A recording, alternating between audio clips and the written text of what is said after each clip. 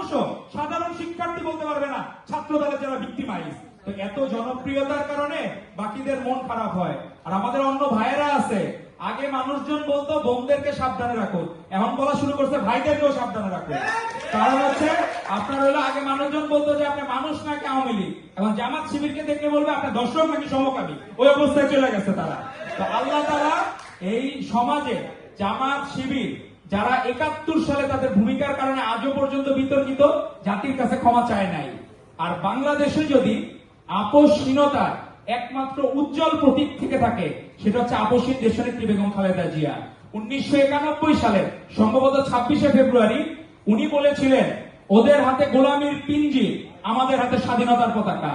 আজও পর্যন্ত স্বাধীনতার পতাকা বহন করতে করতে জীবন দিয়েছেন, কিন্তু আপোষ করেন নাই বেগম খালেদা জিয়া। এবং তারই যোগ্য উত্তরসূরি আমাদের মাননীয় প্রধানমন্ত্রী জনাব তারেক রহমান। উনি বাংলাদেশকে যেভাবে এগিয়ে নিয়ে যাচ্ছেন, তাতে বাংলাদেশ অচিরে আমরা আশা করব ফার্স্ট ওয়ার্ল্ড কান্ট্রি হব, এবং আমাদের আর পিছনের দিকে তাকাইতে হবে না, পশ্চাৎমুখী হওয়ার দরকার নাই।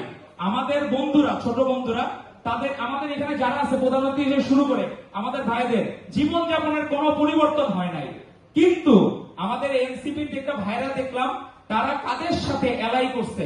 অ্যালায়েন্স আছে হচ্ছে যারা এখন স্বীকৃত ধর্ষক বা সমকামী, তাদের যারা কাদের সাথে অ্যালাই করছে, যারা রাজাকার হিসেবে স্বীকৃত। তা আমরা আমাদের ভাইদেরকে অনুরোধ করব, আপনারা সাধারণের কাতারে আসুন। আপনারা নিজেরা ক্রেডিট নিতে যে অপরাজনীতি করছেন, সেই রাজনীতি বাংলাদেশের মানুষ দেখতে চায় না।